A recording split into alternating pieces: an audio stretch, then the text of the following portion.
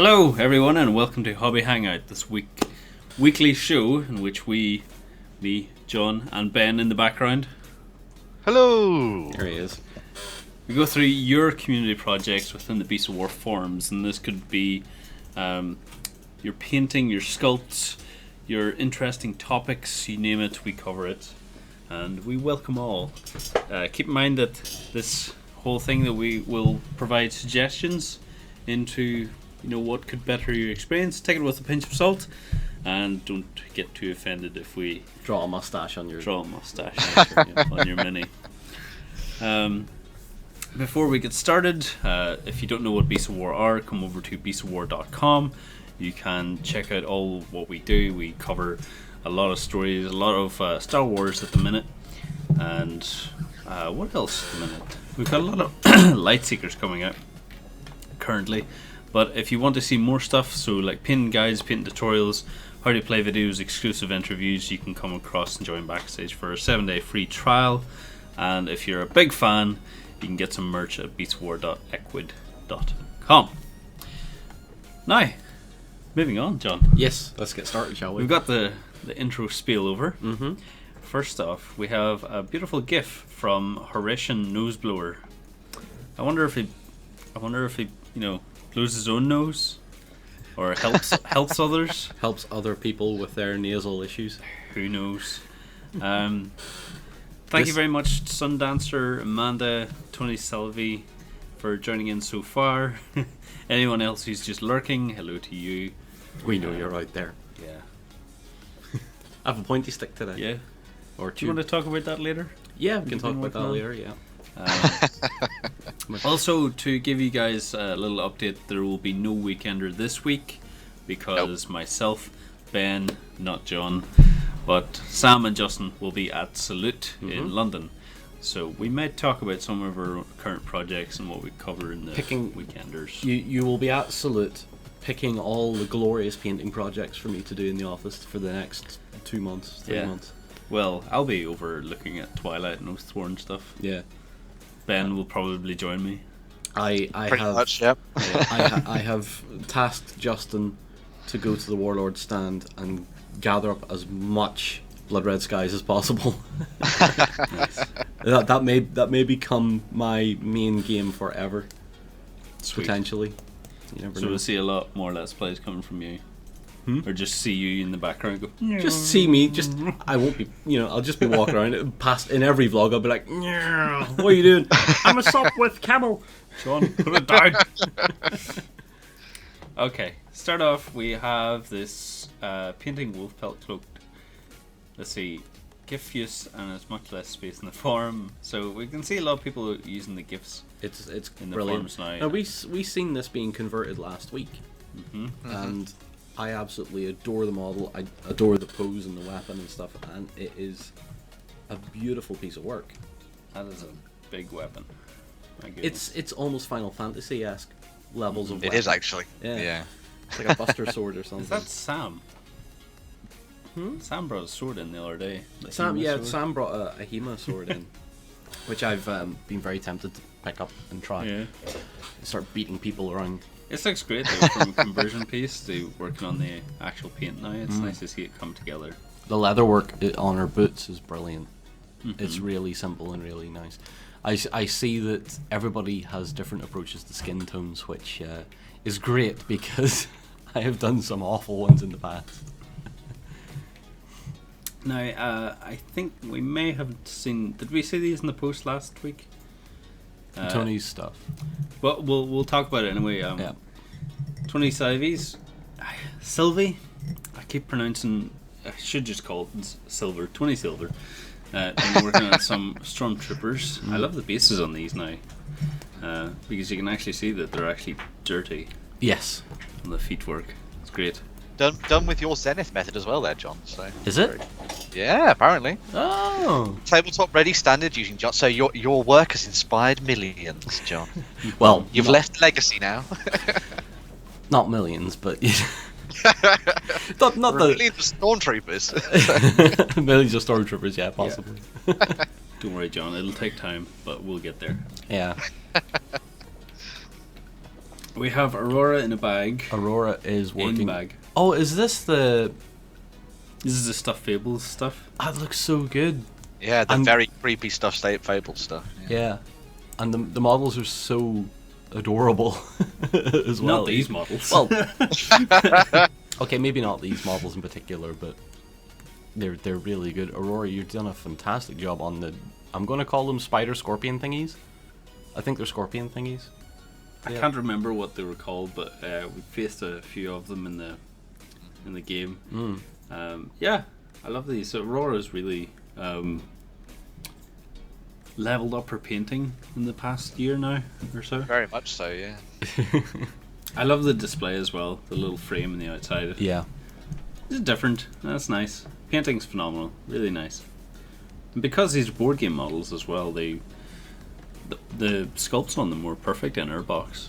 Yeah. They're called crawlies, apparently, according to Aurora. She says in the comments. It also reminds me of what I've been painting up some models from Gloomhaven now, and I'm doing a similar thing with the basing for them because I couldn't really work out what to do, and then we came down to the idea of just doing them as plain black because effectively they're still board game miniatures, and it really works very nicely to sort of make them pop on the tabletop. So yeah, very cool. Very nice. Have you got a game of Stuffed Fables yet, Aurora? What is this? Be eating that shark without the bread and cheeses, of course. Oh, it's bread. It's bread with the shark head. Part of a 75mm miniature that he's sculpting, and it will be yeah. So it's something eating the shark in the bread and cheese. So wow. That's really funky. I want to see where this goes because that could be really cool. That was really confusing until I turned my head. But it's clearly, yeah. You did that head cock thing, and you're like, oh yeah. This is great. Didn't catch John's question. What was your question, John? What was my question? I can't. Oh no, it was Lance asking whether or not you actually played some Stuffed Fables yet. Oh yeah, Aurora. And Amanda has been working up the Dire Avenger X-Arc. Yeah. Mostly finished. We'll come back to it later because we're going to be looking at Amanda's actual forum topic. Yeah, I just want to immediately say, Amanda, beautiful work. Really nice. Very much so, yeah. I don't think that's it finished, so yeah, we can see what happens. Next we have Mage. Comments and photo quality are welcome.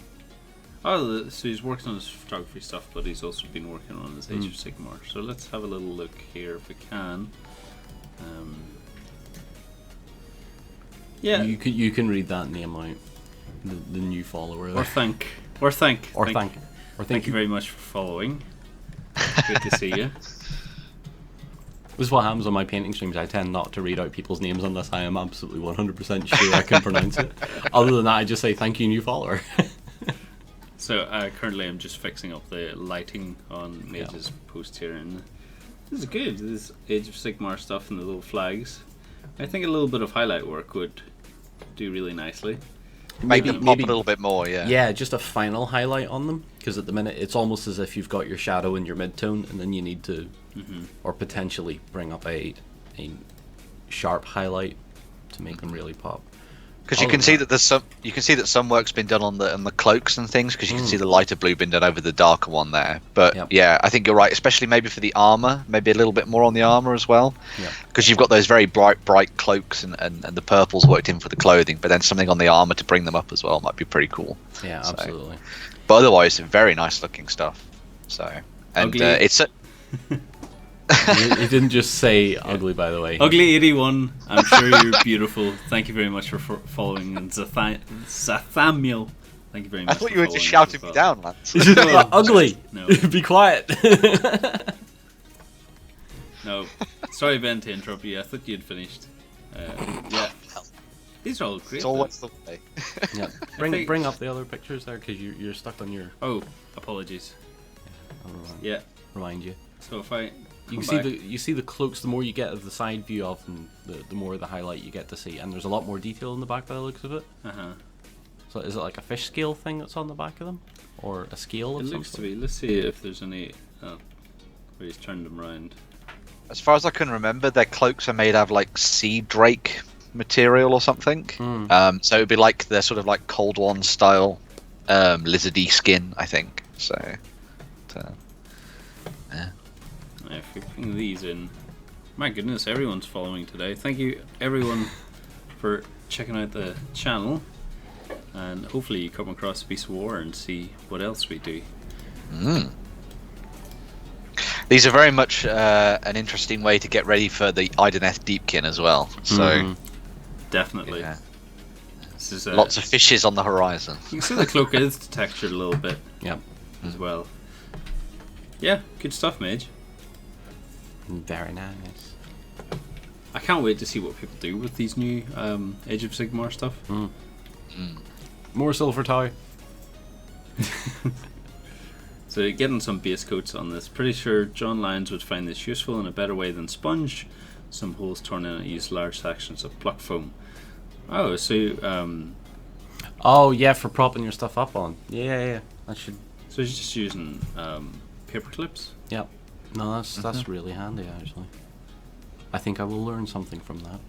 Here we go, Gent. Thank you very much for you have the suggestion.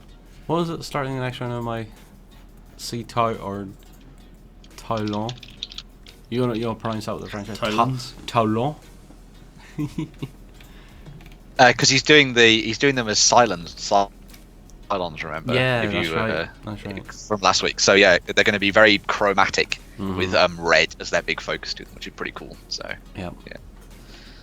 And Ricky's been continuing on with his Primaris Intercessors. He's absurdly good Space Marines. they are absurdly good and absurdly clean, which is really this time great. I think working on the base. Yeah.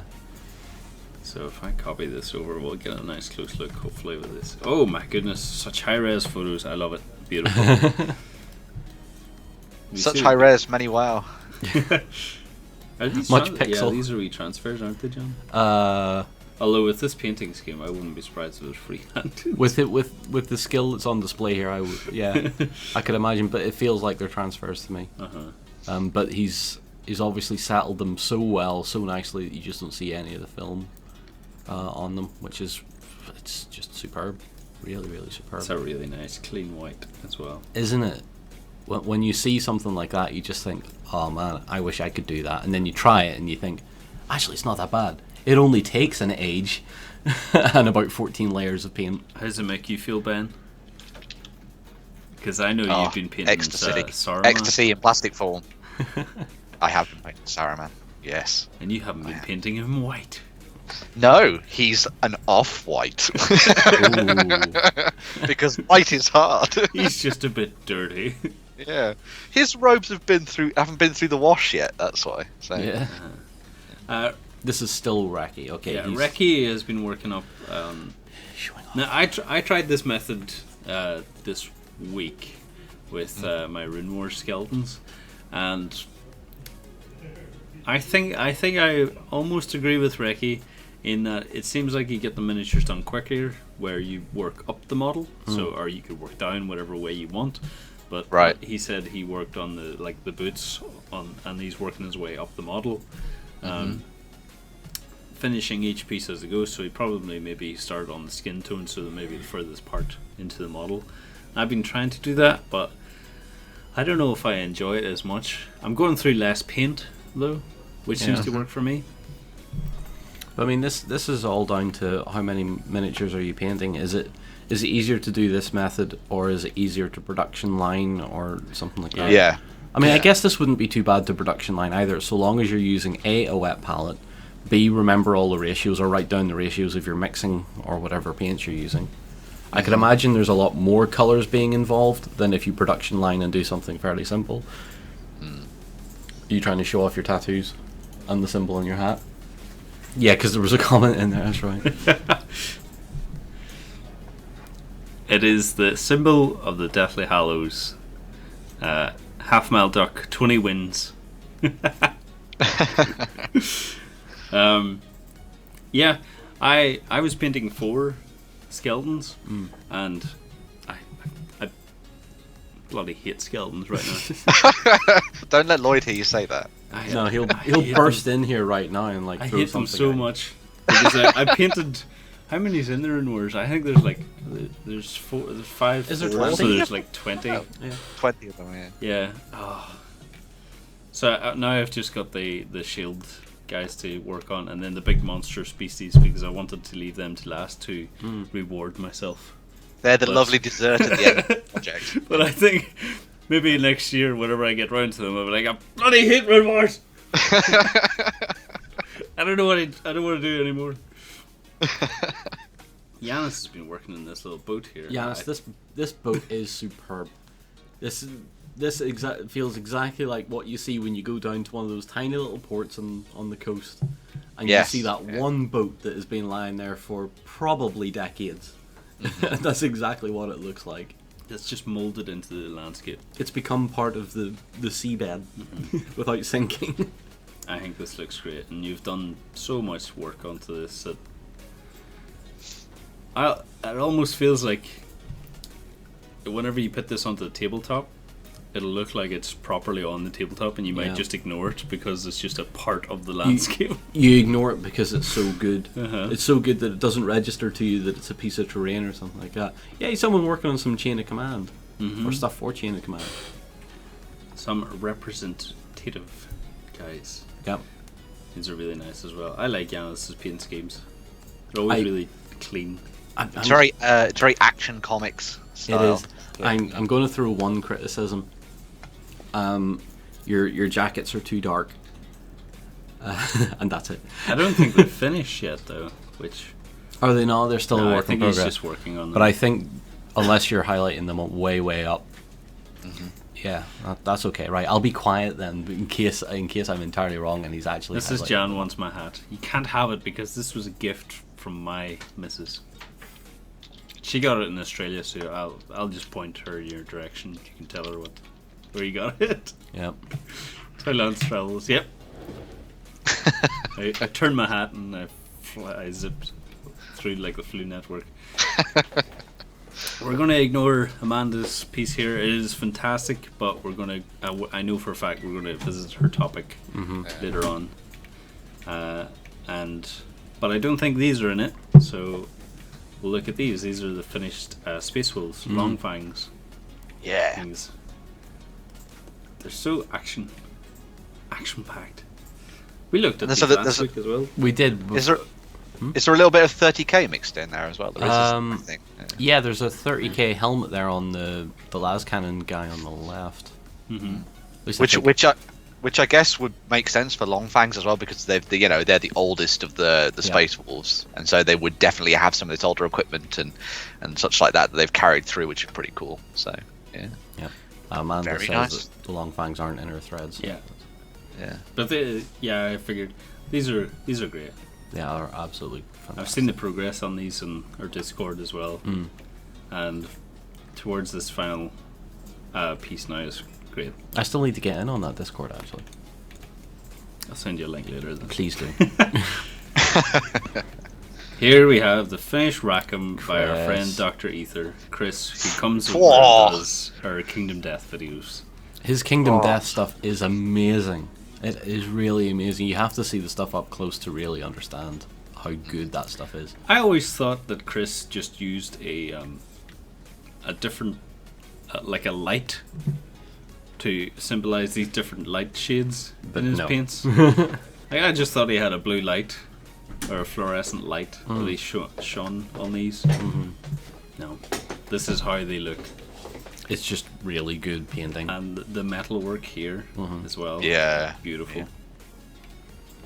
See when that picture of the three of them together is amazing. Oh, they are very nice werewolves. It's strange that the further away you get from Chris's work, it actually feels more detailed somehow. When you're up close, obviously you can see like the feather marks and stuff like that, very slight feathering on some of the paint jobs, and then when you get away to about a foot distant, and all that shading just becomes very natural. Especially when I take my glasses off, it's even better. If I take my glasses off, they just become blurs. Now, if I take my glasses off, they actually become like a piece of art. I lose depth perception and it becomes a piece of art. Chris's stuff is fantastic, and Roman is actually... There's a tabletop clip that's coming up at some point soon where Roman talks about how he's like inspired by the people he's taught in the past. Yeah. And we talked about that last week. But thank you very much, Momo Chackley, for following. Thank you very much. Come across to Beast of War and sign up. Come join and be part of our community. We'd love to see your paintworks too, if you have any. Mad Golem, he's been working on Zenit Kenzai range. Some of the Zenit miniatures are amazing as well. Have you ever seen them, John? What's that? The Zenit miniatures? No. Yeah, they're a Spanish company that does Kensai and Tori, and they've done some amazing historical models. I think they're all sort of around 32 mil, but they also do a range of fantasy creatures and stuff as well from Japanese mythology. So it's pretty much up Sam's street in this regard. But yeah, I love this guy because he's one of those sort of wandering characters that you'd see on the tabletop, or the coolest guy ever. Basically, doesn't say a word but kills everybody around him in a couple of seconds flat. Yeah. Is he carrying a book, or are those like knives? I don't know actually. I think it might be a book. Must be a book. It must be a book. Yeah. It does remind me of like those old samurai movies where you'd see just a wandering traveler and someone would get in his way and he'd just end up destroying. Yeah. It's like Zutaishi, if anyone remembers that. That was a damn good film. That he'd take off his hat and throw the hat, and they'd all just like cut off their necks. Yeah. This is a great little model too, and I love the base of it. Very Here you go. tanks. Happy tanks. All happy tanks ever. This is more Flames of War stuff, which is awesome. I would again say that you've been trying that color scheme I was thinking of doing. Except the difference in mine was that I was switching out the green for a brown, and then doing that sort of double edging on the splotch. But that's really Does really this good camo work? It does. Have you ever seen the desert one where it's like big, straight, triangular shapes of different colors? Yeah. That works incredibly effectively because when it's in the distance, the heat haze in the desert actually makes it essentially invisible. Huh. Which is really funky. Wow. It's amazing. Like, if anyone is actually interested in researching camouflage, you should definitely look into it because some of them are surprisingly effective and surprisingly good. Wow. And very creepy. John, yes. did you just orgasm right now? Apparently from Sundance. From Sundancer. Sundancer, you need to put your glasses back on, buddy. I did nothing of the sort. I swear. These are lovely. I love that the dirt comes up over the little transfers. Why only the two though in the red square? That's my question to you. Because it looks like the square had a second number in it. I believe it'd be like 2-1 or something like that. Maybe it's like the troops just got bored. You know when you get bored and you just you're halfway through a job. Oh. You're halfway through a job and you're like, it's a Friday job. Everybody knows what that is.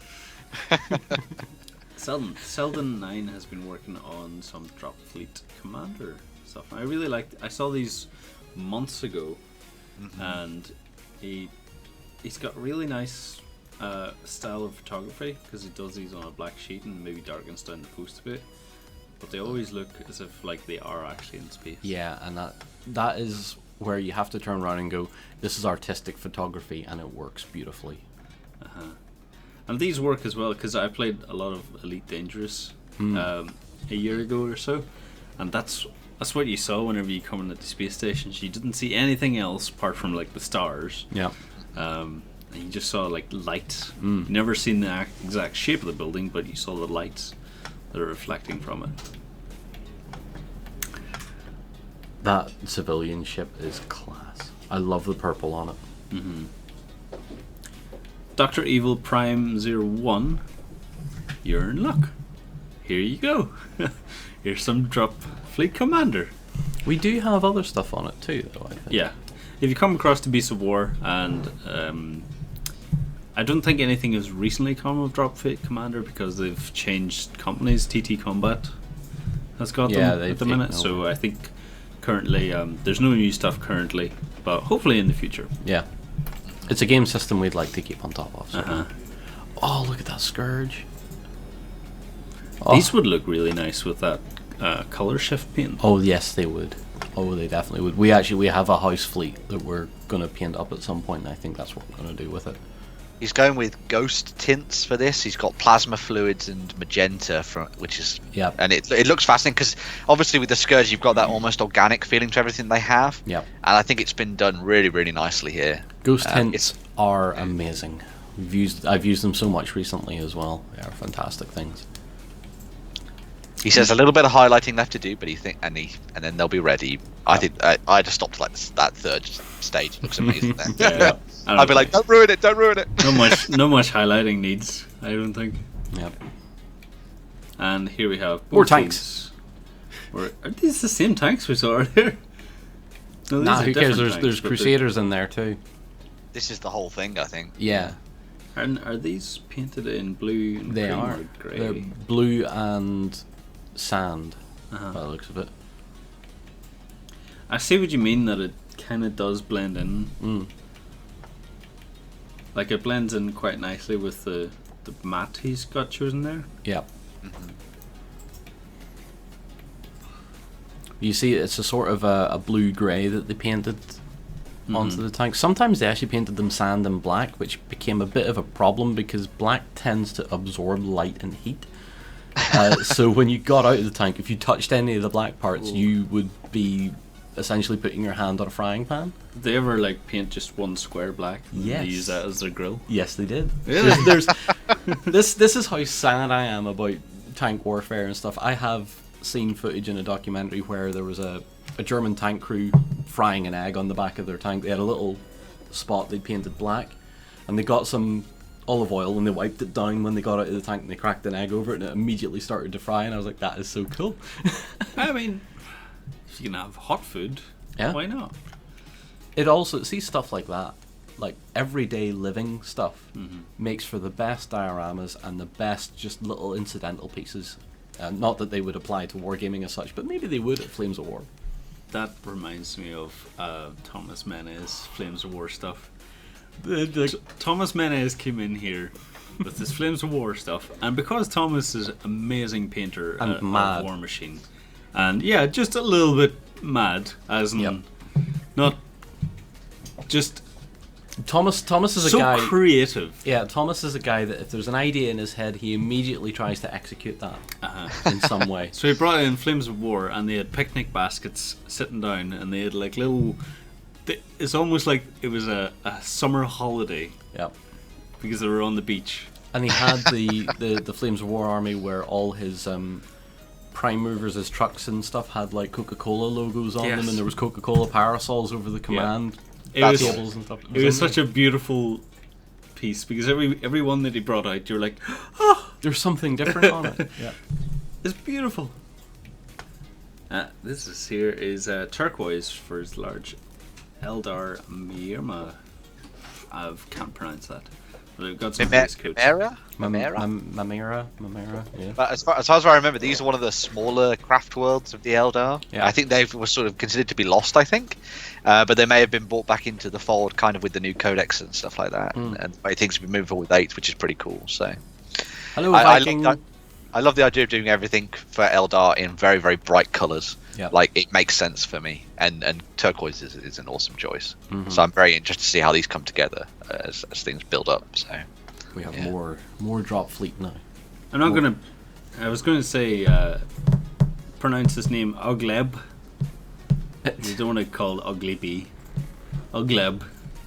These are painting up some drop fleet commander, the PHRs. Beautiful. These look like sharks. Yeah, I love the PHR fleet because of that long sleekness that they have about them. That painting tutorial of mine's actually out now, isn't it? The orange, the fiery orange. Yes, I believe so. If you want to see any of our painting tutorials, we do have some front stage and backstage. But if you go to beastofwar.com/painting, you'll be able to see everything that we have in throughout. How long have we been going now? 9 years. 8 years of Beast of War. 8 years of painting tutorials. Man, the battleship is amazing. That little flash of blue on that really light grey really sets it off. And he's been doing some fantastic, what looks like pin washing to me, where it's in around the engines and stuff. Yeah, it looks really good in that touch of gold on the weapon systems and in the superstructure of it. It's so nice. Really well done. Now we've got some Legion stuff from Sotf. Sort of. Now this, I think your paint's really good, but unfortunately your photography has let you down a little bit. Let's see if we can take this one here and brighten it up a little bit. You can already see the issue that he's having is the fact that he's using 2 lamps, but they're basically right above. Yeah. Or multiple Right. lamps, and they're using them right above, so like all the light is casting down rather than at. So I'm brightening this up quite a considerable amount. I can't speak today. And this, yeah, he's done really well in this lighting here. A little bit of, like, could do, like, sharpening a wee bit more, but I think it looks good. I think it's just your lighting has let you down, unfortunately. Or not your lighting, your photography. Your photography, yeah. Let's see how is this guy falling over? I'd say that's kind of mid-stride. He was saying in the top of the comment that he's got a word of advice for anyone who's assembling an ATRT, and it's to make sure you look at the leg pistons you're using for the legs. Because some of them put them in some interesting positions, as he says, and as you can see, it does look kind of cool, like it's striding forward, shooting at someone in front of it, but it does also have the appeal of someone falling over, I suppose. But it's still a good piece. Yeah. Like we show here the close up, it's still a great piece. Like it would look great in your tabletop anyway. And it looks like he's walking on like the roads. I like that. Yeah, I really like that basing style. That sort of that slightly dusty, dirty, overgrown road sort of feel to it. Yeah. And it keeps the arcs of the model visible, which is important in the game. That's cool. And I wouldn't worry about any kind of posing problems when it comes to Star Wars, because there have been other people that have posed things slightly wrong as well. So everyone's in the same boat for a lot of this, I think. Oh my goodness, look at the base on this. So this is... Big Grim just saying, talking about that PHR battleship, that he's going to steal that colour scheme that I did for his own fleet. Totally do that. If you want, well, obviously you can watch the video, but if you need any tips on that, throw me a message on the website. That'll be good. And Dr. Evil, will you guys be attending Salute? Well, you're leaving on Friday for it. I'm leaving on Friday morning. Along with Sam. And I'm not looking forward to it at all. He's not an early flight. No. I hate travelling. I have to get up at 3 o'clock in the morning and leave my nice warm bed. What? Yep. See, it's all fine for you people, like people like you, Ben, because like you already live there. I just hop on the train. Yeah, so. you just hop on the train. Whatever, Ben. I'll take a nice Leslie train down. Thank you very much. That basing is superb. That model in general is something you should be really proud of, dude, because that is fantastic. Really, really nice. This is such a fantasy piece. It feels like it's a piece that should be like rendered in a piece of 2D art and put on the front of a book. Yeah, I can see it. Yeah, it's that heroic, the heroic female doing heroic things in a heroic setting. You know, it's great. Even the cloak, it's really, really nice. Really well done.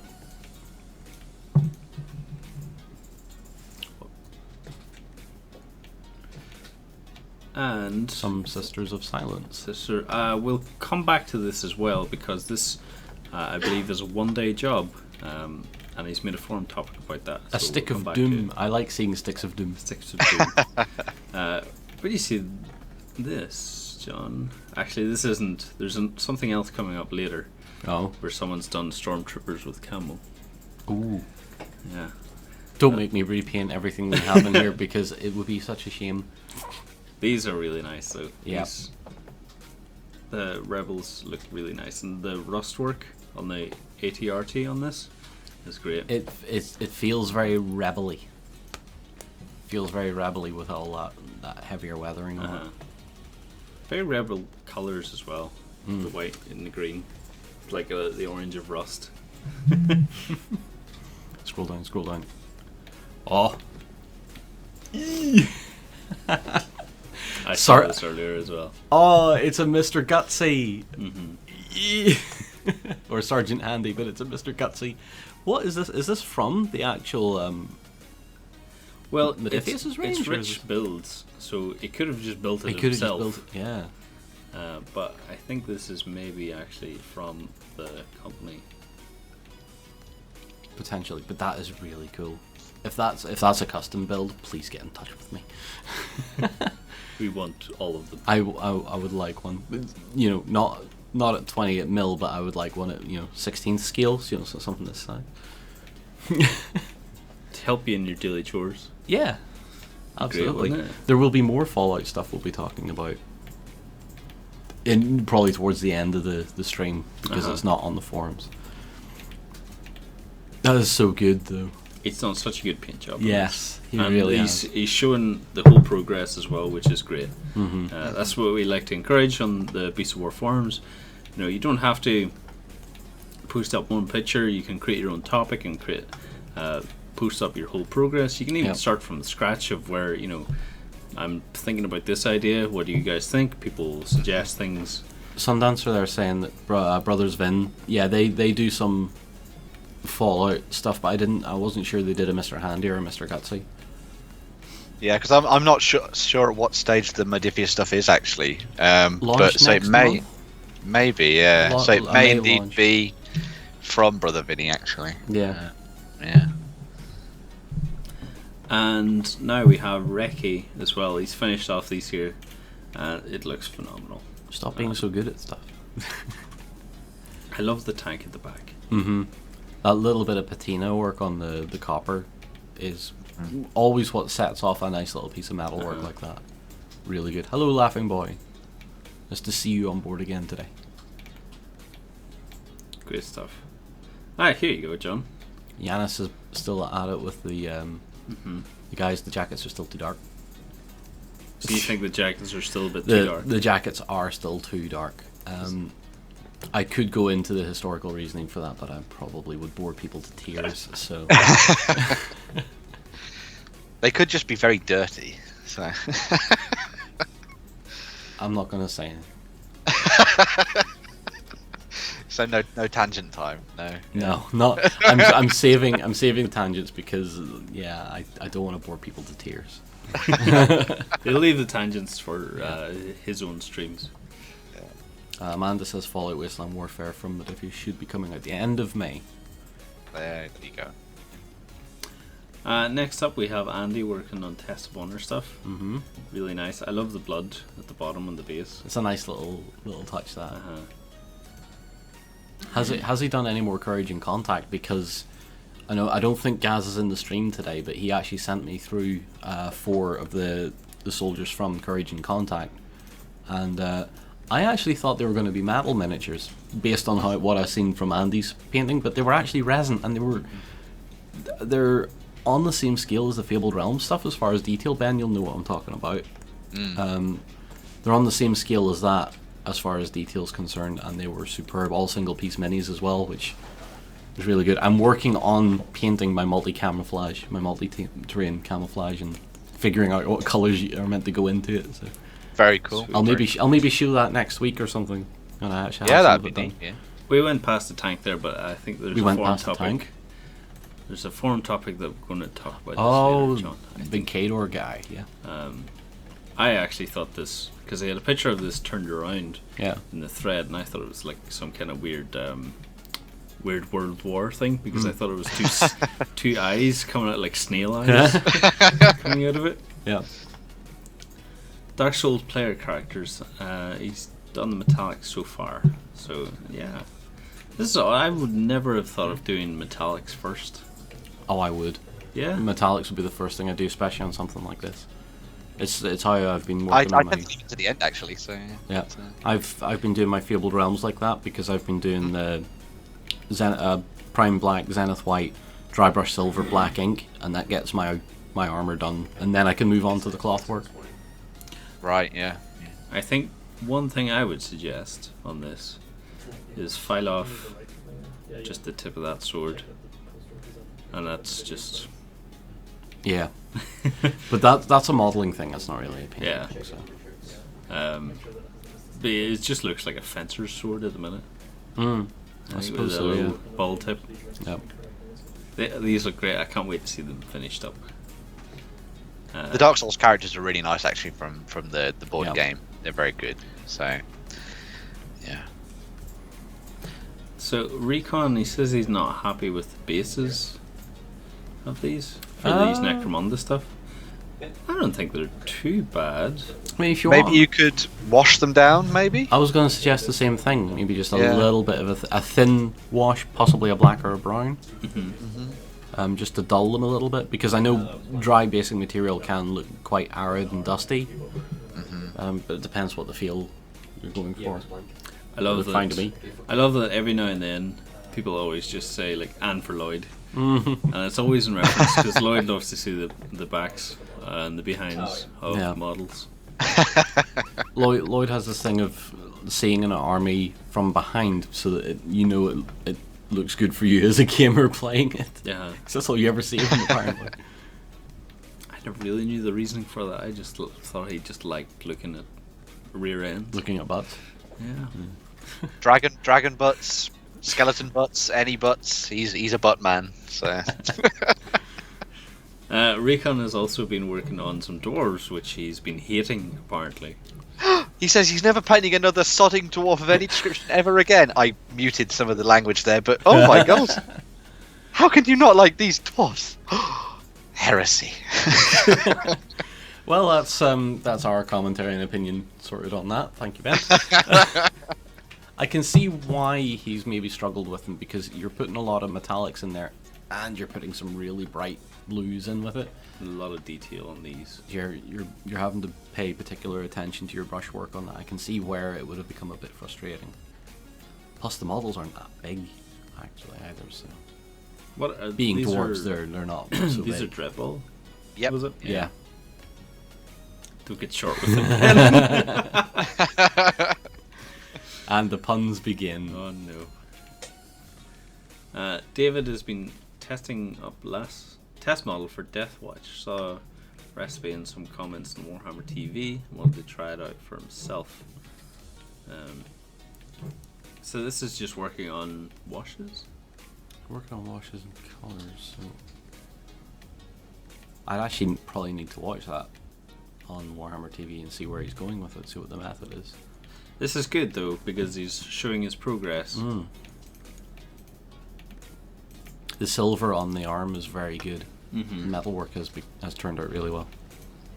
It's fascinating for Deathwatch as a whole, because obviously you're working with a model that is effectively mostly black. Yep. And so you've really got to work out how you're going to work up those colours. And then you've got to have very, very bright silvers and their like colour of their chapter as well, to sort of make it stand out. So they're very strange models to work on, I'd say. Very atypical to what you're probably working with normally for Space Marines, but yeah. Unless you're a Black Templar fan. Unless you're a Black Templar fan, yeah. In which case the colour's in the name. Yeah. Especially since you've got to go black and then really, really bright white, and then you're like, God damn it! Why did I start with black? Yeah. Just prime the white and paint the black. Yeah, it's the best way to do it. Unless you're lazy like me and I do the black and then I dry brush them with like a dark blue to get all the highlights, and then that's done. So yeah.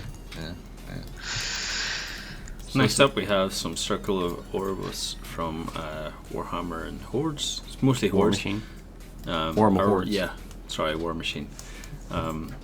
One thing that stood out to me is just that little line of gold to separate the colours there.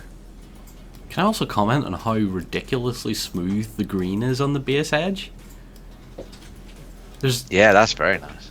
Is that... Has he painted the base green and then painted half of it in black again? Because, I mean, either way, that looks sprayed on. It really looks so good. Maybe. Oh wait, no, he has brushed it on. Look at just where it's touching the basing material. Oh yeah. Sussed yeah. you. I really like how the bone has come out on those guys. Yeah. Like, I love the green. Like, the way the green's been highlighted up on for their cloaks and stuff is amazing. But those bone bows are just brilliant. Love them. No, that is superb work. He says many coats of green, then picking out the black afterwards and marking the gold. There you go. So, here's the bows that Ben's talking about. Yeah, these look awesome. Those are great. See, every time I think of when someone says smooth, all I have in my head is, oh, we need some smooth jazz. You know, from Portal, smooth jazz will play in 5. Smooth jazz would probably be good music to paint to as well, because it'd keep you in the rhythm. Keep you zenned. Yeah. That's why I always listen to like nice, relaxing Bit of electro. Yeah. Except when music.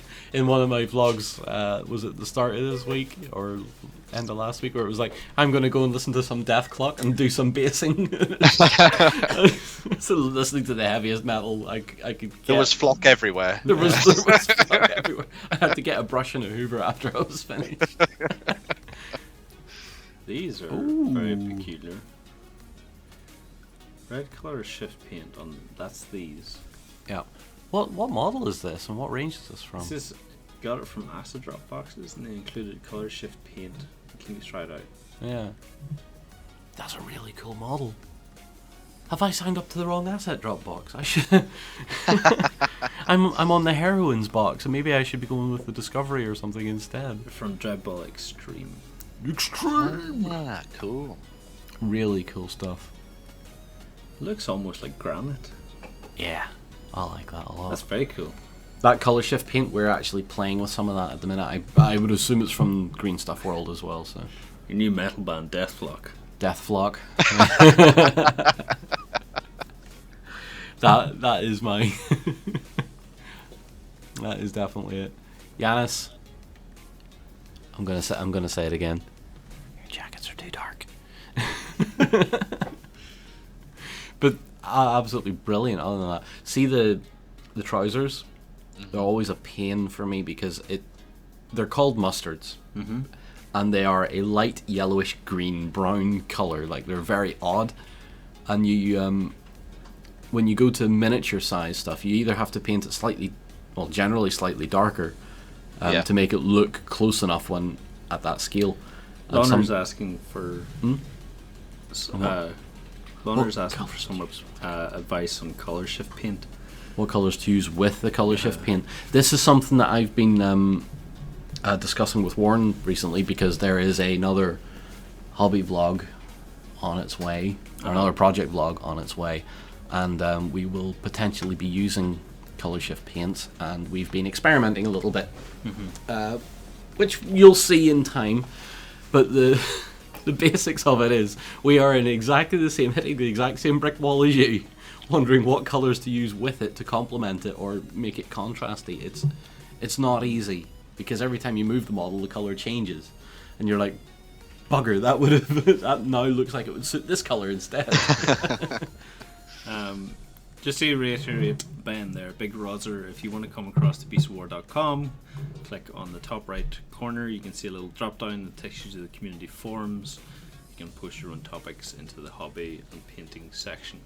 And yeah, we welcome everything from sculpting, painting, you name it, we'll take it. Anyway, back to Yanis here with this stuff. The trousers are perfect for scale. You wouldn't take them any lighter, otherwise they'd look too contrasty. I would bring the jackets up just a little bit of a shade more. But the helmets are great, the woodwork is great, the boots seem absolutely perfect, and the gaiters, because they are the cheapest canvas America could possibly put together, it doesn't matter. They were in all different shades and styles anyway, so. Oh, Lozzie's in the comments. I have to give a shout out to Lozzie every time. Hi, Lozzie. Hi. And here's some finished miniatures from Amanda that's been working on. So this is what the Dire Avenger is for a painting competition coming up very soon. I love the freehand work on the helmet, by the way. Yep. And the tabard, is it called? Yes. Great. And yellow and blue. Like, there's such contrasting colours. Yellow's the opposite of orange or purple, or is it blue? Is it? It is blue. Orange is the opposite of purple, and I think these colour choices are really nice. It's just so contrasty, but I mean that is one of the Eldar schemes. Yeah, it's just great. When it's well executed, when it's smoothly painted down, it doesn't matter. You're learning a lot of brushwork by doing that and getting the yellow over the blue and making it smooth like that. So I mean, Amanda, that is fantastic work. Really, really. Also, cool. I'd like to mention that even though this is a GIF, you're actually getting quite a lot of details shown in this, because GIFs tend to downgrade the resolution. I mean, you can see the background is fairly pixelated, but so well done on that actually. What I like about this is that it's a classic model done in a classic style, but with sort of slightly more updated techniques. Yeah. Because there's nothing. Because when you look back at some of the stuff, like for example in Warhammer World, and you see these old models, they're basically just really high contrast, bright paints, and that's about it. Yep. Whereas this has gone in and there's been some nice shading work done and highlighting as well. So it's a really good way of showing off a classic model done in that style, but in a new and interesting way, which is cool. So very As nice. Dave Harbottle says, they are the gift that keeps giving. Yeah, little Fox Rogue from Oathsworn Miniatures too. I'll be popping off with them hopefully this weekend and upping my fix. I think the models are great, and I know you're a big fan of them, Ben, as well. Yeah, they're sitting lovingly on my PC at this very moment. So yeah. the more I see of like this sort of stuff here. This is from Burrows and Badgers, isn't it? It is. Yes, it is. Yes. From Oathsworn. I'm just more and more tempted to give it a go. It's really good fun, and the new rulebook's coming out.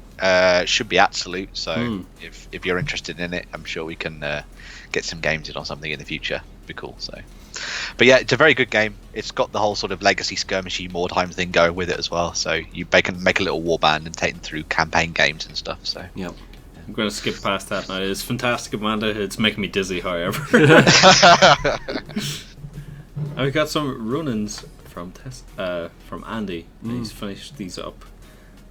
These look great as well. Even the bases, because they like pull out of the bases, the bigger bases. They're so nice. It almost makes me feel like he's just went out and got some clay and just smeared it on. Yeah. As well. The man likes to show off. I also like that he's putting so kanji. much effort into his photography. It's great. Great photography. Really nice work, Andy. As usual. As usual. Yep. Got some vehicles with the Bobby box you're working on. This is it's Mantic's sci-fi game. Which one is it? Warpath. Warpath. Yeah. So these are some of the I think it's Orc vehicles and sorry, not Orc, Marauders, I think they're called in Warpath. Marauder and the Veermin stuff. So you've got their sort of like raider vehicles, and then the sort of, I think they're called tunnel runners. Yeah. Tunnel runners, which are very cool indeed. There seems to be a lot of detail on them that it almost detracts from the paint for me. They are a little busy looking, but I think that's down to the likes of the dry brush and highlighting work that's on them. The big rolly dudes, don't know what they're called, the big wheel guy things, the Veerman things are... Obviously it's because of the photography, it feels like there's a bit too much metallic going on. But I'd say when you see them up, in the flesh, so to speak, that they would be a bit easier on the eye, I suppose. I can see that this is a great paint job, but I think it's just down to the sculpt that there's so much going on, and I know it's kind of the orc and goblin fashion of which it seems to be the more the better. Yeah. Warren's mentality of more is more. Yeah. So I think these look great, but I think it's just the sculpt that it's putting me off them. Yeah. The tunnel. See what I mean when you get the pic when they're a bit closer. The tunnel runners actually look a lot better. There's tons of detail and tons of things going on in there. Let's just get a zoom in here because you can see their faces really well done. Hopefully, it's a good high res image. Oh yeah. A really nice job on the faces as well. Oh no! Deleted the wrong layer.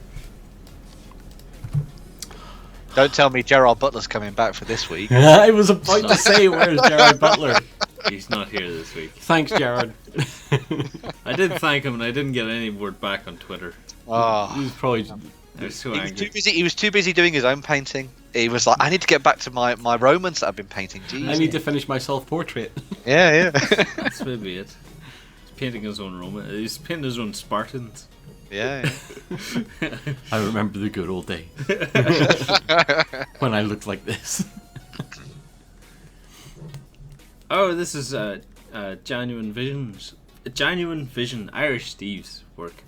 I can't pronounce names today. What's he working on? Inquisitor. Inquisitor Navigator? Yeah.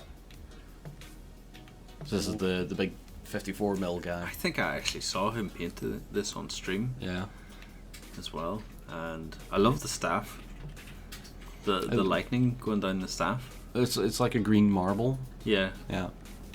For me, it's the face that gets me. Like, I love that, the way that that's been done with the shadows to it. Like, it actually looks like a piece of artwork. Yeah.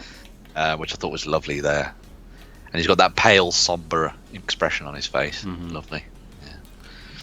Pale, He's somber. nearly done, he says. In the chat. Really finish excellent that, work. maybe you can reward your wife with a nice Harry Potter hat. Do you know, I'd actually meant to ask you about the symbol in that hat for a long time. I'd never tweaked with me because I just don't care about Harry Potter. No. I grew up with it, and that's why I like it. Oh, I also have the Lost symbol here. You people are all so young. I grew up with Harry Potter. Dude, This Harry Potter is- started when I was in my This is mid-teens. the flame from Lost. So I grew up with Harry Potter, and I grew up with Lost. Love I that liked TV Harry show. Potter before it was cool. Harry Potter hipsters. Damn hipsters. Dr. Ether's continuing his work with the Rackham models. What on earth is this thing? This is one of the core warriors, Uh-huh. of which I know nothing about. Because it looks very cool and very Rackham-esque, as I imagine would be a good way to describe it. So. Yeah. So, I can only predict the future that this will look amazing. Thank you, Amanda, for that. That's great. I didn't live near Harry Potter, so I didn't grow up with him. Very good. I called in. Can Harry come out to play? Can Harry come out to play? No, he's away to school. Don't know why I went Welsh there, never mind. The Dark Souls Warrior stuff now is coming out.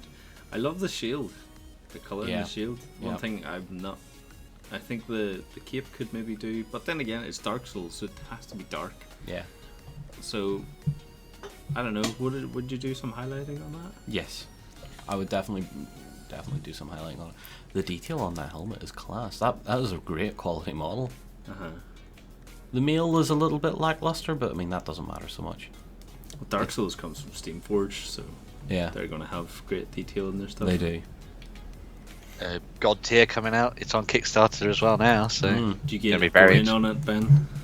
I'm not diving in on it just yet because I'm not that much of a fan of the factions you get in the box for the game, like the kit. Like, I really want the other guys. So maybe one of these things I pick up at retail rather than. Just convince them it's loot. Just be like, Hey guys, do you want to put more cool stuff in the core box? we'll only put your video up if you give me this.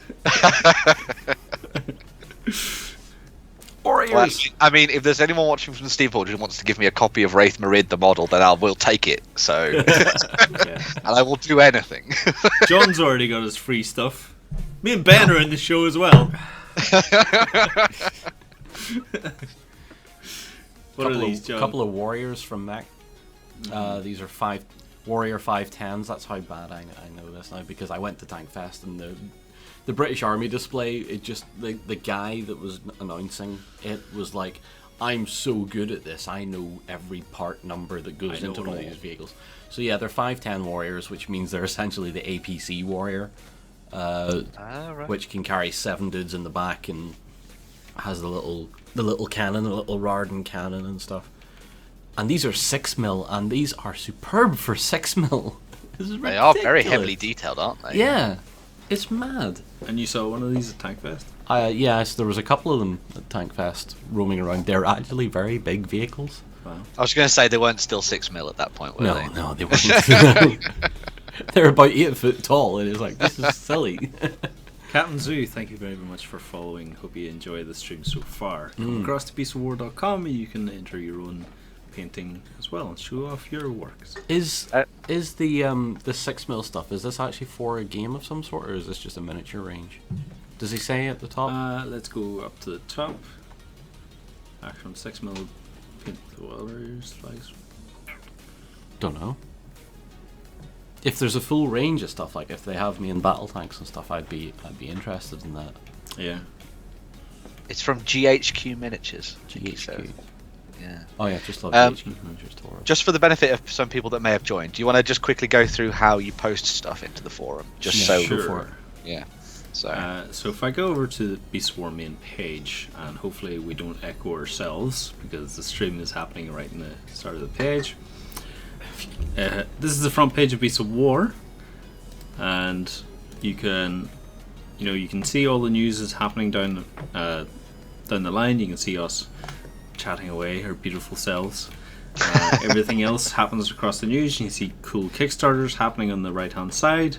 But if you click up here on community, you can click the forums. You can create a new account, which is totally free.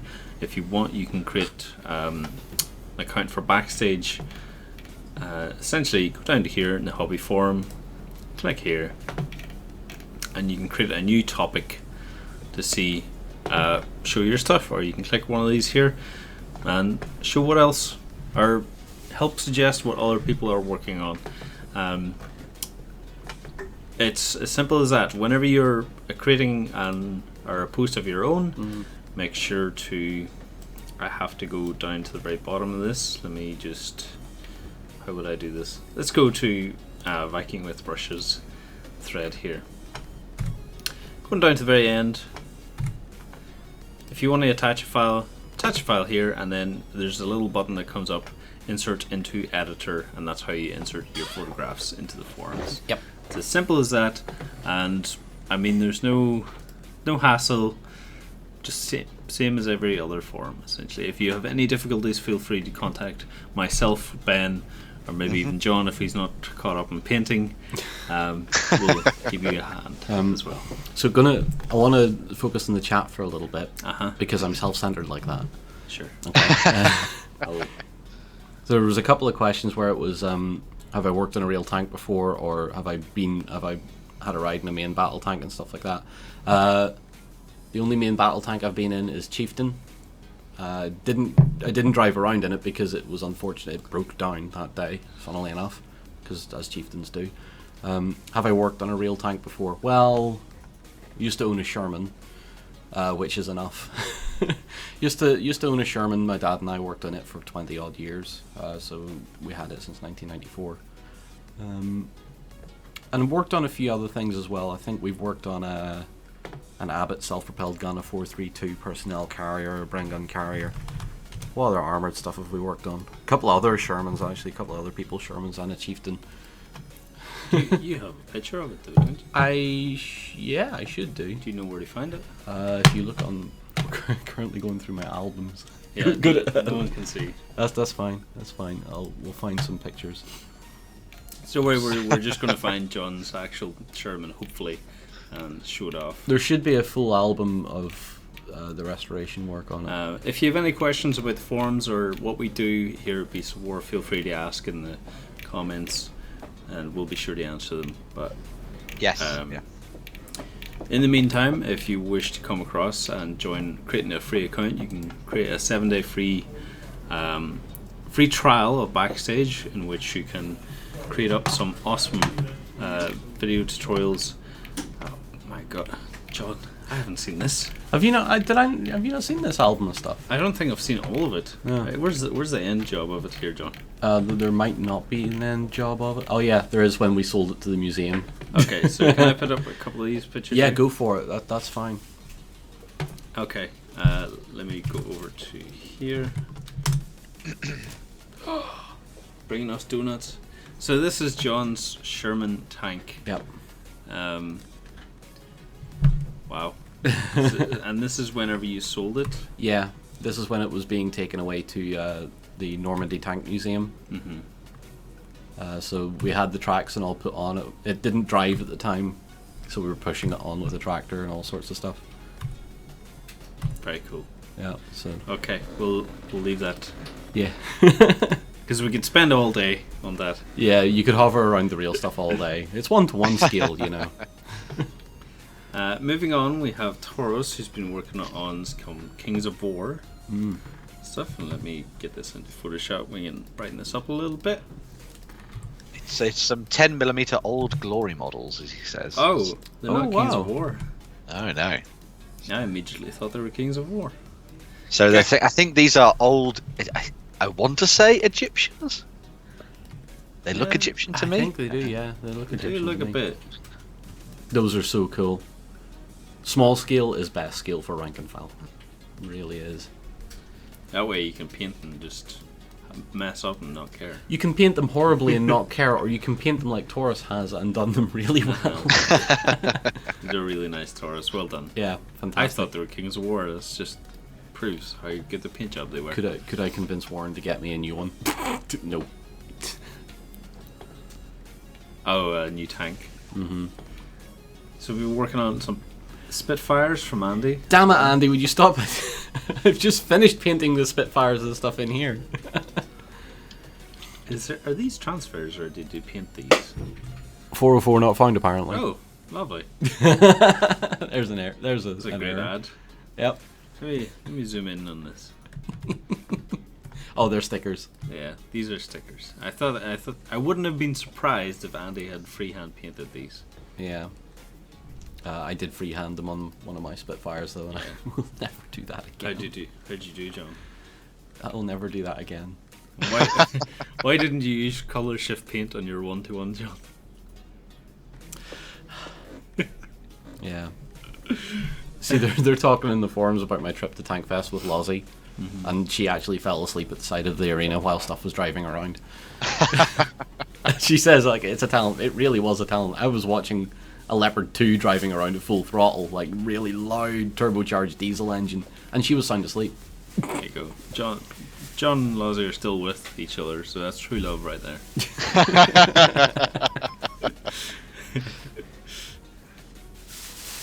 This is more of the was it Dreadball Extreme stuff that you got from Acid Drop, is it? Yeah. And moving on with some War Machine.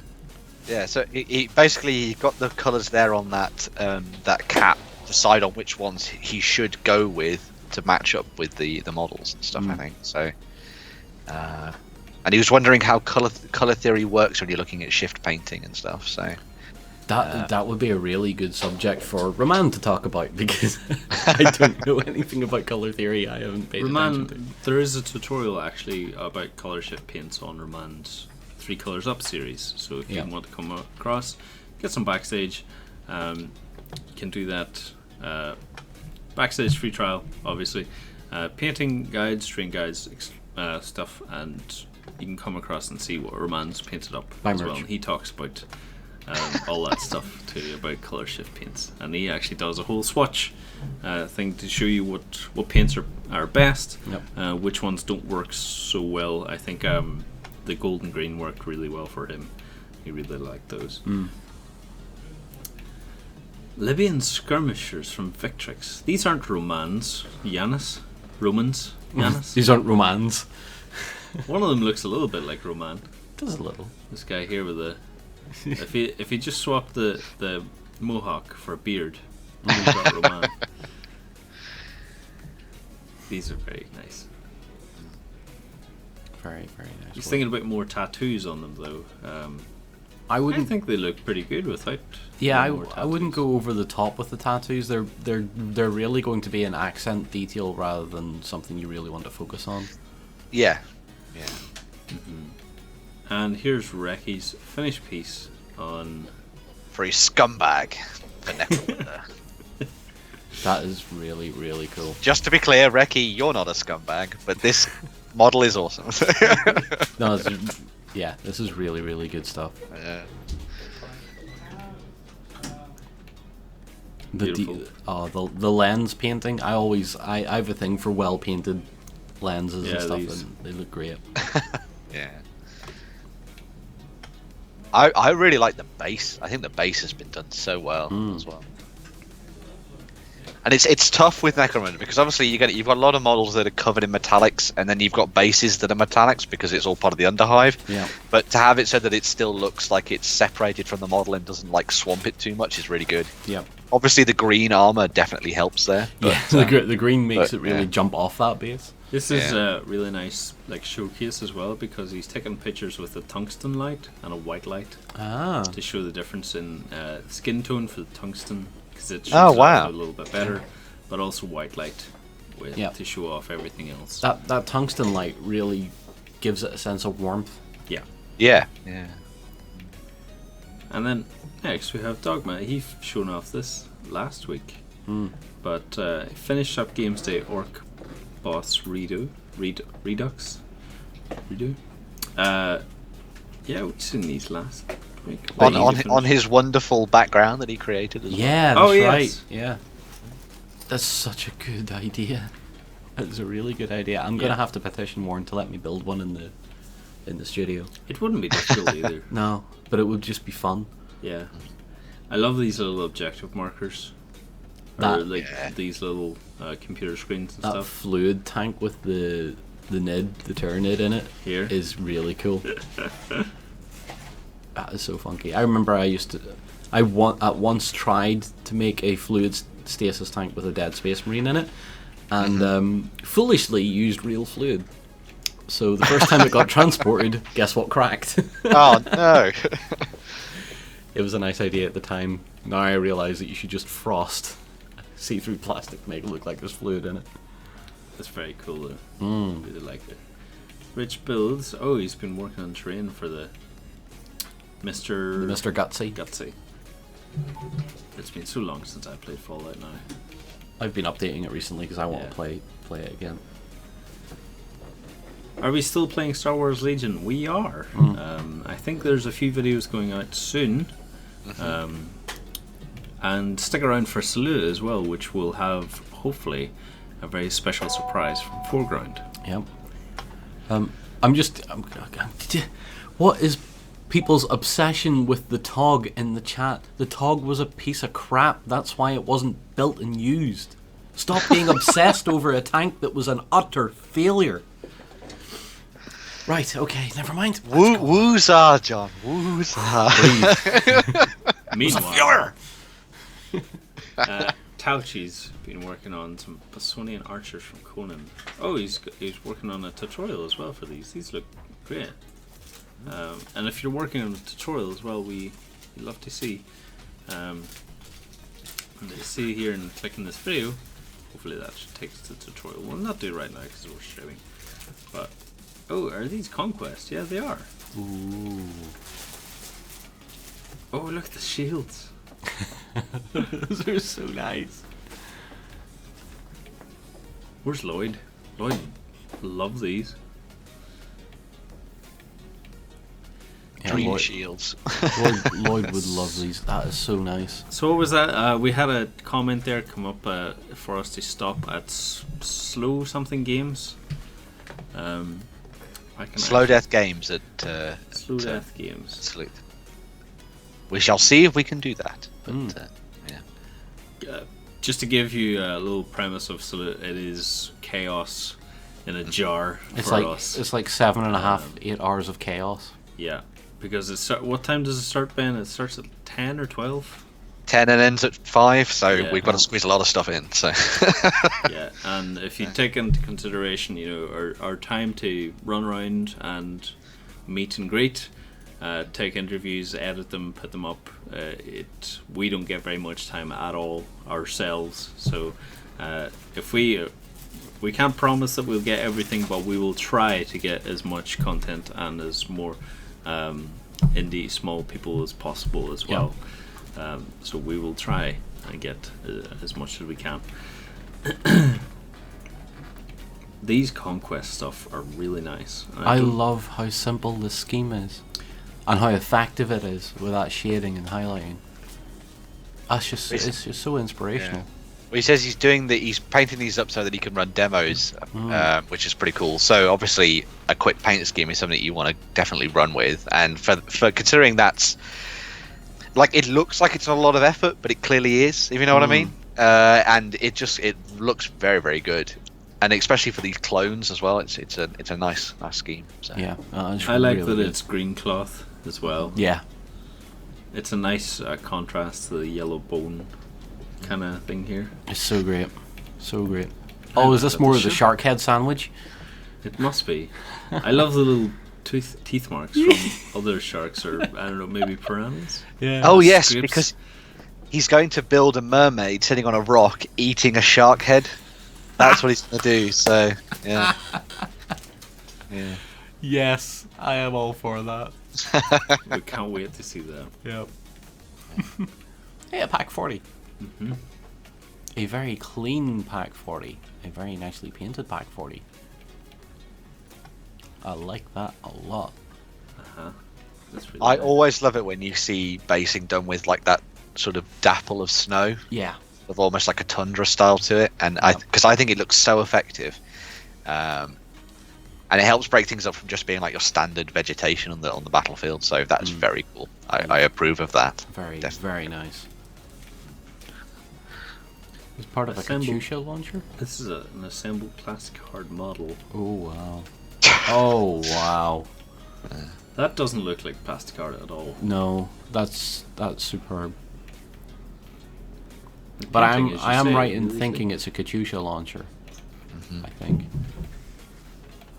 Street Sharks! We've been talking about it for weeks. I used to have a toy of one of them. I had the hammerhead guy. Yeah. Oh, I didn't have the hammerhead guy. I think I had the more blue guy. They're so weird looking now. Yeah, they are. Looking back at them. Elaric has been working in the British 8th Army from North Africa. So are these potentially Perry miniatures? Actually, I think we're going to be looking at a forum topic maybe. These, I'm not sure. Yeah. Great work. Very solid paint jobs. They could very well be Perry, although they could also be Warlord, of course. But, Yeah. I think Perry is oh, look at Churchill. I think Perry is more into the desert side stuff. John, maybe you can answer this. Wondering if anyone can help. How do the Star Wars Legion miniatures compare in scale with other 28mm lines? I was going to say lenses. If you give me 3 minutes, I could go and grab and just show a comparison on camera. Sure. Go. Run, John. I shall fly. Me and Ben can look over more drop fleet. Oh my goodness. Selden has done a really nice job on these. These are after with he's just highlighted these and they look amazing. Yeah, those are amazing. They look like, because they've got that sort of bioluminescent look to them, which you'd imagine like deep sea creatures to have, and you could almost see these in space, sort of drifting along. They're sort of tendrils at the back, sort of moving through the darkness and stuff. And you could almost imagine like the luminescence running down the length of them and sort of repeating and stuff as well. Oh yeah. It gives you that really nice cinematic look, especially when you look at I think it's the third picture there, where you've got the sort of ship that has all the tendrils looking out to the front. Imagine that coming towards you in the darkness. It's terrifying. Yeah. Yeah. That's out of a horror movie, that. Amanda, she's been finishing off little Oathsworn miniatures, actually, from Birds and Badgers. I love the first thing that stood out to me is the feet on the mouse. Yes, The mouse. done very well. Yeah, these are really nice. And as usual, I saw these before as well in the our Discord, and these have turned out really well. I can't wait to see the bases on these. I think maybe you finished them, Amanda. I'm not sure. John, Yes. do you want to talk about these? Okay, so I don't know how easy it's going to be to show, but so that's your regular Stormtrooper. Mm-hmm. I've got one of our freshly finished Prosonians video coming soon. So base bottom to base bottom, what would be essentially 40k Imperial Guard is just slightly shorter, but if you take the base height into account, they're almost the same height. Foot to foot, they're a bit shorter. Then we have something from Warlord, which if I put them again feet to feet, still quite a fair bit It's shorter. about a foot shorter. Yeah, so you're sort of looking at 28mm heroic proportion to 28mm more true scale or true proportion. And just because I could, I thought I'd bring in something big from Mantic, just because. And again, base to base, the big guys from the, I can't remember what faction these guys are from the Mantic range, but they're about the same height essentially, even with this guy having bigger armor. So they're a touch bigger, just to make them a bit more visible, I would say. That would be my opinion anyway. They're just a bit more visible. Thanks for that. There you go. So, yeah. Double rubs. So that's more or less it. So in general, they're a little taller. Yeah. Than everybody else. So, or some of the main ranges. That 28mm heroic. Yeah, it's what a lot of people are sort of labeling effectively now as around the 32 kind of thing, which is what people 28mm heroic is essentially 32 true.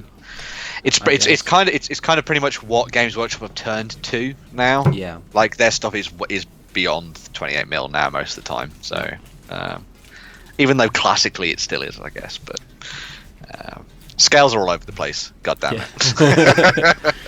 I never can have one scale. Panzer's Kaput has been working on filibusters from Blood and Plunder. These look fantastic. These are so bright and nice and clean and great. That's what I love about the Blood and Plunder stuff, is you can be as... Pirates tend to be very colourful, especially like the more Navy command stuff. And then pirates just seem to have like white cloth and stuff, but I think no matter what colours you kind of paint them, blue and red seems to be the normal colours for them. I love the highlighting on the hats though, really nice. Makes me want to go back and paint. I painted the Captain Morgan. Captain Morgan. Yeah. I painted Captain Morgan and I really enjoyed it. Oh my goodness! See, when you see those on a base together like that, I don't care how creepy. I don't care how simple that paint scheme is. There is something really creepy about it. That's terrifying looking. Especially since you know the lore of them, that they're clones. They're just like taking off a coat hanger rack. Essentially. Yeah. Just put it on the battlefield. They are pretty grim looking. And Doug the Fug has been working on some samurai for Test of Honor. Doug never stops. Never stops. Never stops. I like the pattern on the back of the white tunic. It's a nice little touch. It is very nice. Yeah, it's almost got that simple, as if you can imagine if you got in close to it, it would be like a flower pattern. Yeah. But from further away, it kind of works as a more abstract design. Yeah. It's like an abstract cherry blossom or something. Yeah. The bases work really well with the popping. It looks nice. And people talking about the scale of Drop Fleet. If I recall right, the scale is 1 to 0.1. So a human being at that scale is like half a micron. I think that is essentially the scale of Drop Fleet. Seen these on the tabletop as well, actually. I've seen them in a battle report. Yeah. Looks really nice. Because that blends into the table, the mat, really, really well. Yeah. Sotef been working on... Are these the ones that have camo? I don't think so. Oh, these are the rebels you're looking at the minute. So yeah. So another good example of probably good paint work, but maybe the photography is letting you down a little bit. Again, there's too much top-down light. Let me just have a little look here, and we can see for ourselves. Yeah, the paint job is actually not bad. Yeah. It's just the photography work. It's letting you down a little bit. Again, I like your very simple basing. Just throw a little bit of material onto it. Retaining the red and grey edges has worked for your stuff as well. So yeah, very impressed. Very nice. Just a little bit of tips, just work on photography. We put out a few tips before. Oh, this is the one that fell over. Yeah. Yeah, I think the photography is just letting us down a wee tiny bit. Spamlot has been working. Oh, this is really nicely presented. This is really nicely presented because this is the window of the Death Star, yeah. A nice shiny base as well. Oh, that is just so nice. These are really beautiful. This just looks like a display piece more than anything you'd ever play with, and that is really, really beautiful work.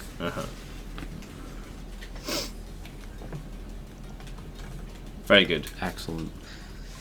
Very good, Spamlot. Really loving it.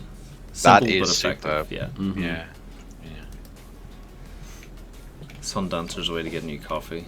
We can't stop. We're not stopping for empty coffee mugs. 17th century scenery from Panzer Kaput. This is simple as well, and it works. 3D printed too. Very nice. I want to stick a little skeleton in there. In the gibbet. Yeah. Or just a skull. Bit Pirates of the Caribbean, or a skull like Thor. Yeah, Thor Ragnarok. Just a skull. Big Grim's been working on wraiths as well. Yep, working for that army, that dead army or army of the dead sort of Eldar theme. Really And liking you can that. see that he's finished one of the Wraith Lords, which is very cool. I like the red. Yeah. That's a very in your face. I admire anyone that goes to paint that amount of minis in one go. Very, very impressive. And Viking with brushes. A little photo from painted competition. They went to this. Is this yourself, Viking? Lovely. Viking, you're. And If I could have painted like that at your age, I might even consider myself a professional by now. Superb work. Really superb work. Look at that guy. Yeah, I was going to. He's made a forum topic of his own, showing off this stuff, and it's phenomenal. Now we don't have to go to the forum topic because I've shown it to you already. Now, Yeah. this is great. Oh, have we got a double post? I think we have a double post here. Dun dun dun. Skip past. Fantastic stuff. Next on our plate, let's see, what do we have? We have Viking with brushes. So let's see if there's any new stuff actually, just to make sure. We want to be inclusive. There is. John, this is what he's been working on this week, or maybe in the past. I'm not sure. This is his forum topic, and you can kind of see his like work style. Yeah, we just. I love the eye. Yeah, that guy's insane. Absolutely insane. Fantastic work. As he says, paint all day, every day. I want to show you this though, John. If I can get a turn on this, here we go. And you see this diorama. Oh, wow. How cool is that? that's mad. That is utterly mad. I assume this is a custom base that he's created himself. Maybe, I'm not sure. Or I would say That so, is so unless cool. this is an actual thing that you can buy from somewhere. But I mean that doesn't matter because that cloth work, the glow as well. Yeah, that from the light, lightsaber. brilliant. Yeah. The glow from the lightsaber and the glow from the lava. Really well. I love seeing good uplighting on stuff like that. You know, so from the lava, that uplight really adds a really strong atmosphere to it. And he's also got a Kingdom Death picture in here. Oh, this is bound to be awesome. Yep, it's awesome. This is the prince, is it? The Flower Knight, I think. Beautiful. I love the sword. Just the change in lighting in the sword. Everything about it. Yeah, Fantastic. superb work. And if that's you at that age, if that is you in the photograph, I'd hate to see what you're capable of. You can have my job anytime, to be honest. Yeah. Stop being so good. I'd love to actually see him do some tutorials. Yeah. I would actually like to see you showing off some of the, like, particularly your skin tones and your highlighting. I would really like to see that. So next up, John, I wanted to show you Elarak this started over a year ago, and this is what I like to see, because it shows that people are still working even after a long absence. They still come back to the original forum thread. So if we go down to the very bottom, we've seen these earlier with the Churchill. I'm sad to say that I knew what this tank was before I even read what it was earlier. Perfect. It's been bred into you now. Yeah. So he's come back to his original forum topic, and it's been a whole year since he's painted the medic, apparently, he said.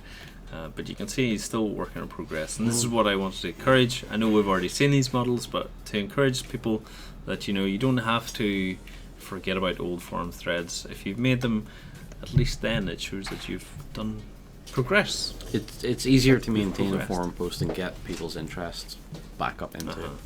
And I know it's a little bit disheartening as well whenever not many people reply to your threads, but don't worry about that, because people see them and it encourages them to do other work. Yep. And one of the main things as well is that it allows you to keep a log of everything you've done. So if you ever want to come back to refer to everything in one place, you've always got that. And it's something we've been talking about in backstage. So if anyone ever wants to watch Weekender XLBS, we've been going a little bit through the new website. And one of the things we're doing is project logs. So it's a way for you to keep everything in one place, show off your progress, and all that kind of thing as well. So keep making threads. I have threads full of stuff that I never finish. But I've been doing Lord of the Rings stuff and all that kind of thing as well at the moment, and it's just nice to have some place to store it all. So yes, indeed, and we'll get to that soon, Ben, as well. Sorry, excuse me. These are the stormtroopers, John, that I want to show you. So Weland's been working on Star Wars Legion, but he's weathered them up really nicely. Let's see if we can get a zoom into this. Yeah, it's a decent photo. Very World War II-esque style, that. Isn't it? Yeah. But where do you see the stormtroopers? It's a little bit abrasive whenever you look at them, but it's new and it's unique, especially the speeder bikes. Yeah. I think it suits really well on the speeder bikes. It's a very bizarre theme because you're so used to seeing stormtroopers as like white or black, shining silver or whatever, but seeing them in camo, maybe the stormtroopers would be a bit better at the aiming if they were camo. Maybe no one sees them coming, so they can spend an hour aiming. And this board as well looks really cool. It looks almost like what's the one with the two moons? Tatooine, thank you, John.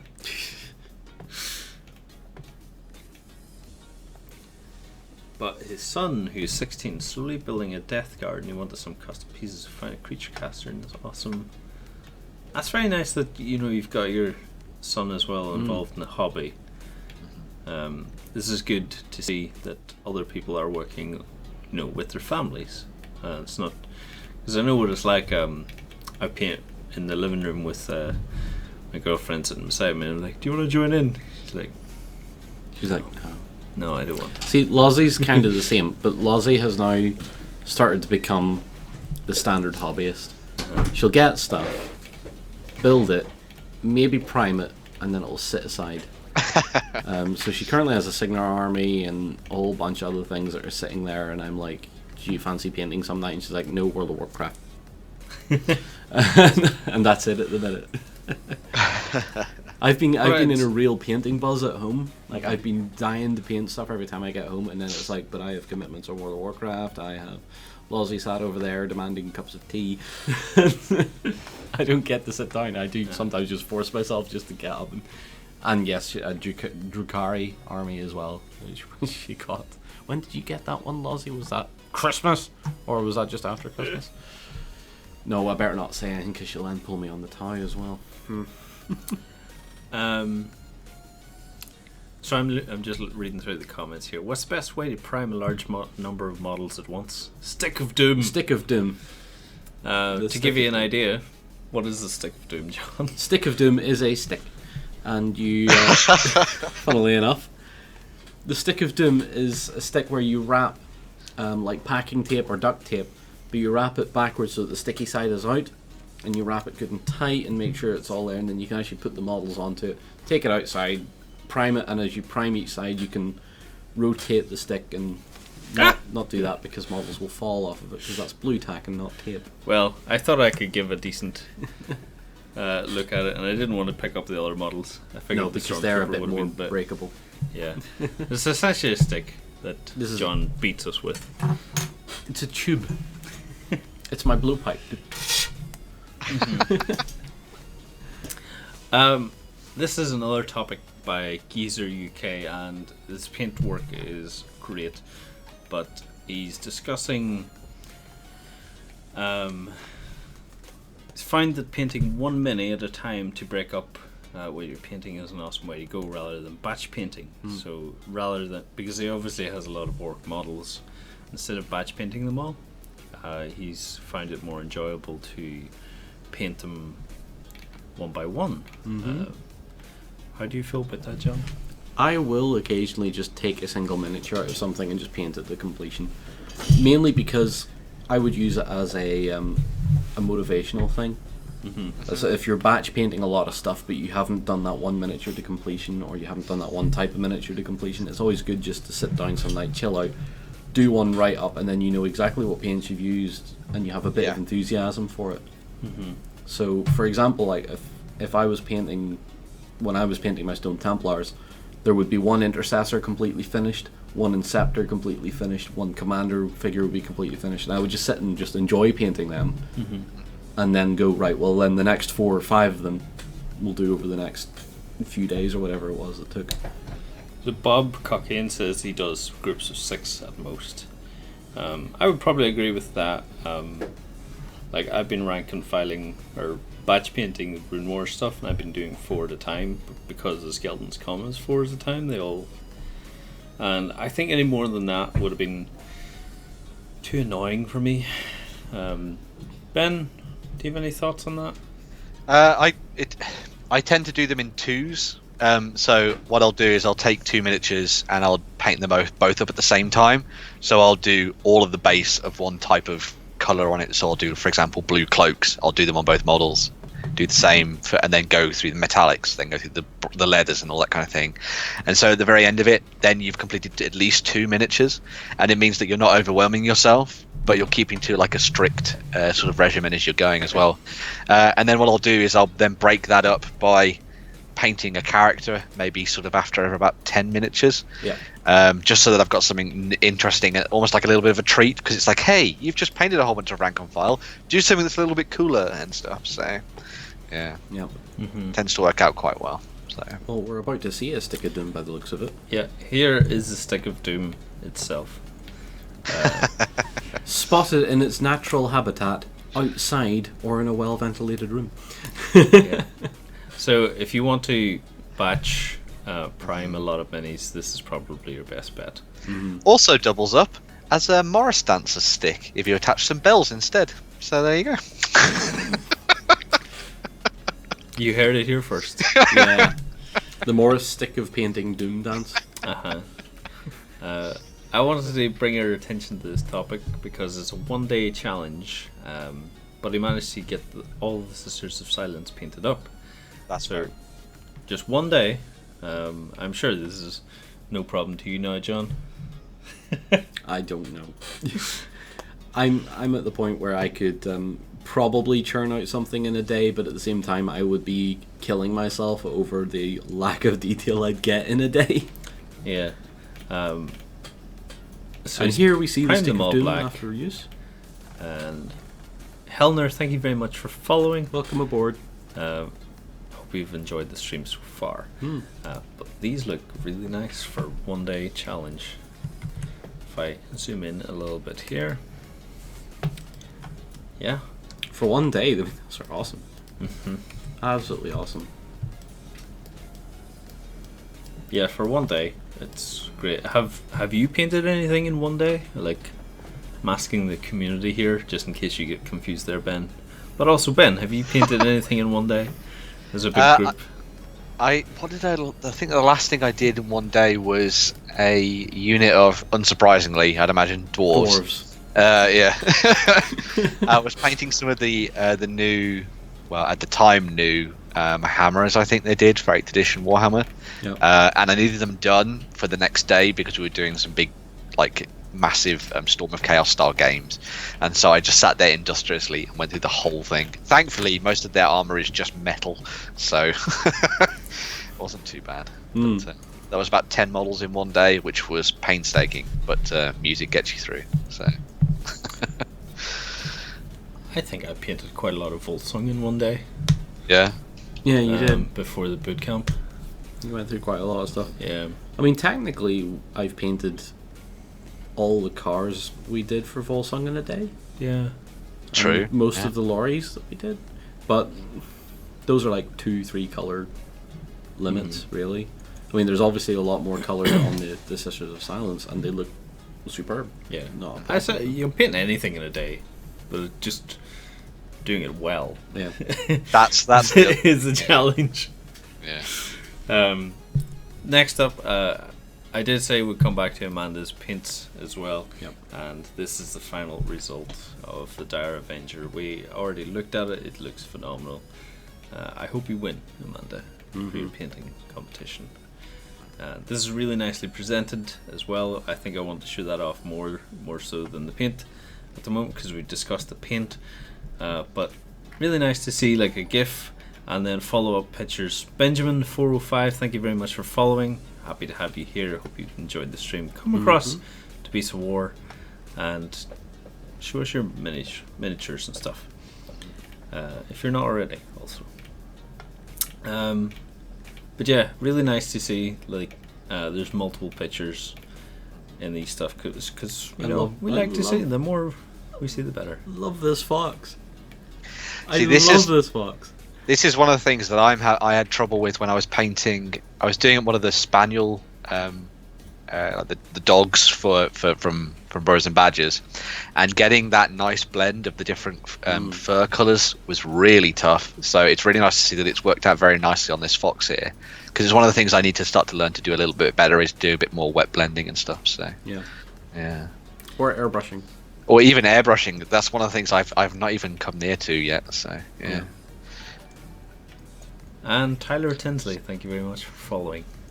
Oh, that's quite appropriate actually, because this is Tails and we're looking at a fox. Oh, dear. One thing I would maybe recommend on Amanda that I didn't notice before is maybe a little bit of highlight on the bag, but and possibly a little bit of highlight on the bag and the other leather pieces that are on on its body there.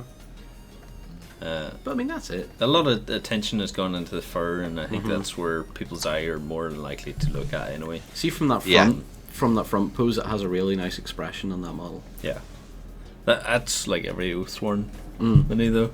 They have such cartoony expressions, and they all look great. Also, someone who followed, I'm sorry I didn't catch your name, but thank you very much for following. The one who followed, it'll be a Doctor Who episode. Yeah. And I think last up, Ben. Oh no, we have a couple more. I have a couple more. Yeah. Gumbafish conversions we want to look at, because he's been converting some of these Greylord. Oops, wrong. Greylord Outriders for Khador army. I love this. Just reminds me of Mayonnaise though. Yes. This is more crazy mayonnaise stuff. Yeah. Bringing out Plastcraft stuff and her starts little chalk blocks and stuff. It just reminds me so much of Thomas Mayonnaise stuff. And these look as if they turn out really, really nicely. Yeah, the Fenrisian wolves have worked amazingly well with the Khador stuff. It's very nice. Yeah. So. And this is what I wanted to say earlier. It looks like a snail. It does. Or like some kind of crab. That's all I see with this model. Because that's what I thought it was. I know he's covered this bit up with something, but it looks like snail eyes. And Ben, I think before we move on to the last topic, we'll talk about yours and see what you've been up to this week. And maybe I'll discuss about what I've been up to as well. But this week, Ben, well, you've been chugging away at some Lord of the Rings stuff. As always, yeah. These are from 2 months ago, so let's scroll up here. If you go to the last page, you should be able to see something. Yeah, last page. Yeah. So we've seen Tom Bobaldi and Tom Goldberg. Bombadil, Jesus. Come Tom on, lads. Yes, sorry. He's not Italian. Tom Bobaldi. Mama ice cream. That's all I've seen. I never read it that other way. Oh, look, a dwarf. Yeah, look, so, another dwarf. Yeah, so that's Murren and Dra, who are the two. They were dwarfs designed by Games Workshop to fit into the narrative, but they're a pair of not real brothers, but brothers in arms that travel around and range as to like hunt down creatures and such in Middle Earth. Very cool. So Andy, thank you very much for following. Why is it taking you so long, Andy? Why is it taking you so long? And Salty Despair, Salty thank you very Despair. much for following. Brilliant. That's how Ben feels whenever I said Tom Bobaldi. That's how I feel when I see Viking paint something. Yeah. Tom Bobaldi, hey, what's the matter, you? Yes, very much. Yeah. But then I've painted Eowyn on foot there. So that's a version of her with just on foot, which I thought was really cool. As Dernhelm when she's going off to fight at Pelennor Fields and stuff. She's actually a lot of people don't like Eowyn, but I think she's a really cool character, and she's not really done justice in the film, I don't think. Yeah. Because she's absolutely amazing. It's very cool. But, I love the daffodils, Ben. Thank you. Yeah, I really wanted white flowers, but I couldn't find them.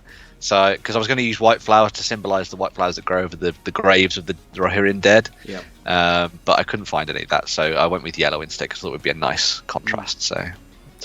I love your horse. By the way. We have some nice horseplay going on here. Yeah, this is a horse that has languished on my painting desk for about a month, and then I finally plucked up the courage to actually paint the rider as well.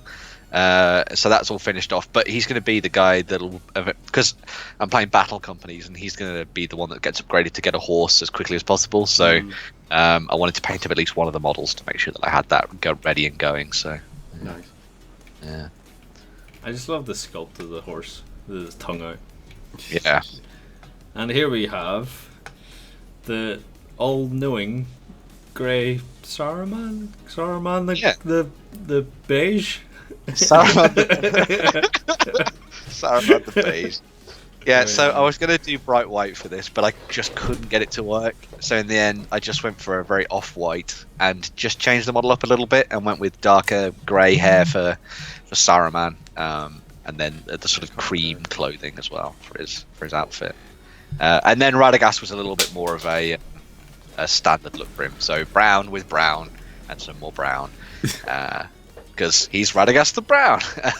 When are we Go ahead there, Ben. I thought they came out very nicely in the end. So I've now got actually all three of these story for playing games with. So when are we going to see Ampersand? Oh yes, I will. This is something me and Lance have talked about. I really want to make a wizard called Ampersand. I think it'd be an amazing name. Why though? Because Ampersand is such an amazing word. Yeah. And to have it as like a tattoo on his body as well, would be like, why is there an and? And it's like, no, my name is Ampersand. we actually had a guy in the land centre I used to partake in and work at, and we had a guy whose gamer tag was Ampersand. Well, that's. And every time he was buying something at the shop, he'd be like, "All right, thanks." He'd be like, "And." And he'd be like, "What are you saying and for me?" Like, and ampersand and ampersand and.